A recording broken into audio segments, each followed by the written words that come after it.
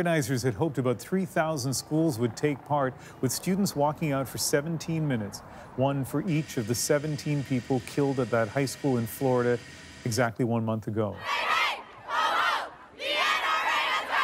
At Columbine High School, hundreds remembered their own dead. 12 students and a teacher killed back in 1999 when such attacks were still a rarity. Some students in Canada walked out too, a gesture of solidarity.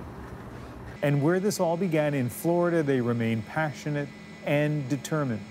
I wanted people to know that Stoneman Douglas will be the last school that this happens to. We want it to make a change. Like, we want to be the generation that changes everything. The protest echoing the very words of Marjorie Stoneman Douglas herself.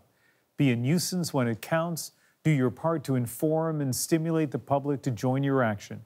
Be depressed, discouraged, and disappointed at failure and the disheartening effects of ignorance, greed, corruption, and bad politics, but never give up.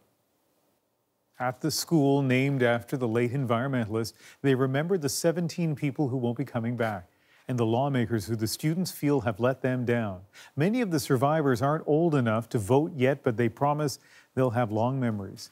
As Stephen D'Souza learned, they've vowed not to give up until they see real change.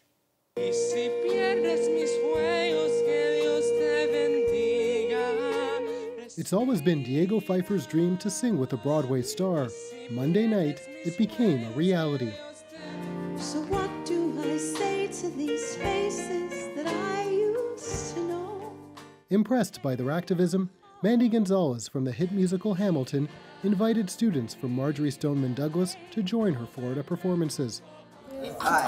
It was a natural fit, given that Pfeiffer and the core group of activists that have emerged since the shooting are theater and drama students.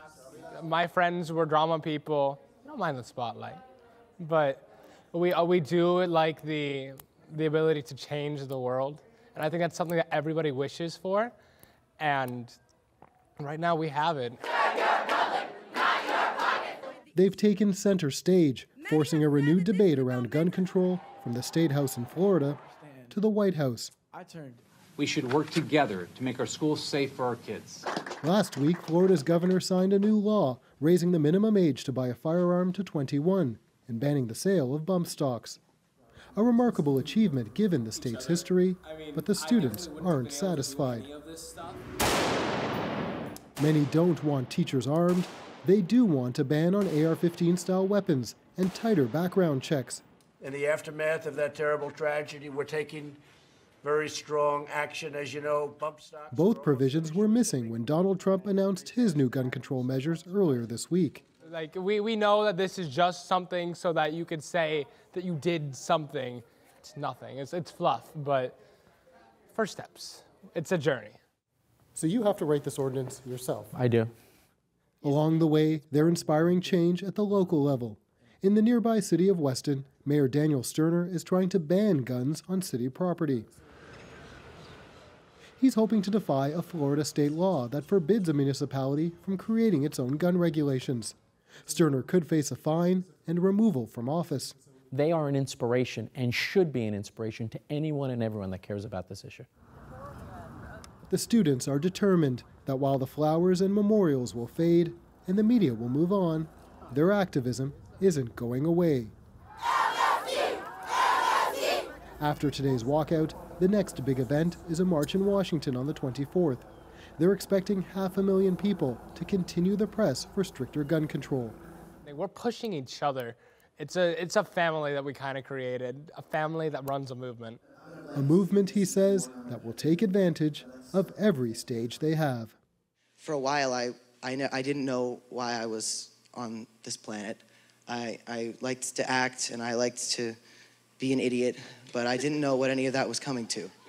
And I guess I forgot that using my voice is something that I can always do. And I forgot that these people using their voices and us speaking together, we're unlimited. Stephen D'Souza, CBC News, Parkland, Florida. Last month, the day after the shooting, I went to a vigil in Parkland and spoke to some of the students, including Eden Hebron in grade 9, who said she wanted to talk about seeing her best friend, Alyssa Aladef, who had been shot and killed in front of her. the shooter shoots through our door, and then shoots through our door, and then next thing I know, my best friend, she's like falls back, and she's like stops, and then she's like screaming, and then like I hear silence, and like all I can think of is like she died. Like, we wanted to see how Hebron is doing 1 month later, and so today I asked her what it's been like going back to school. It's very hard because, you know, I look at the building and it all comes back to me, and when I'm sitting in class and like, you know, the kids who I had classes with, they're no longer there. I mean, like in my biology class, I sat right behind Alex Schachter, and he's not there anymore, and I'm just looking at an empty desk. And Gina was in that class too, and it's so hard to think that these kids are gone. Like I just think they're on vacation or they were sick that day, and then I realized like they were shot and they're dead. How would you describe how the students as a group are doing 1 month later? Right now it's kind of just like we're all broken, and we're all, you know, traumatized, and we're all grieving, but you know, we're all, again, like we're all a family, and you know, some of us get upset like when we look around and there's cameras all over, and you know, like obviously I very like want to get the story out there and everything, but for us, like I know a lot of my friends they just want to go back to normalcy, and for us this is so out of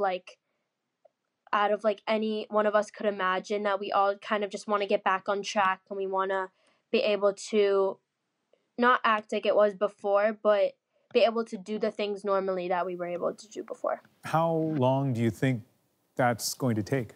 I don't think that, you know, everything will go back to normal for a while, but I do think, you know, maybe in a few weeks it will start to die down a little. And, you know, I think right now, like, this topic is the only conversations I have. Like, whenever I talk to a friend at lunch, at school, in class, it's only about the shooting. It's about, you know, it's whether like, oh, did you see Alex die? And I'll be like, yeah, I did. And, you know, it's a lot of us just want to figure it out. And I think that in a few weeks it will start to not be our main priority in conversation. Eden, we appreciate you speaking with us. Of course. And there's another big event ahead. March 24th, that is the Saturday after next. Thousands are expected in Washington for what's being called March for Our Lives.